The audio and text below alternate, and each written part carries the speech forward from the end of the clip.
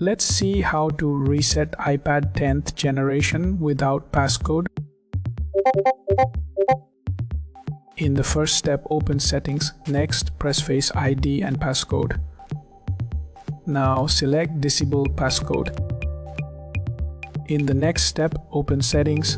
Next, tap on Apple ID, iCloud, Media and Purchases. Later, choose Find My. After that, switch off Find My iPad.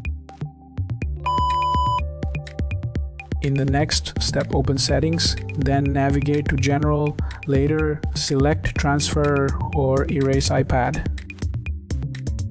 In the next step, attach iPad to a computer. After that, open Finder or iTunes. Next, pick the device.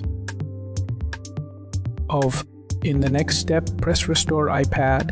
Now wait for the operation to finish. After that, configure as new. You are good to go.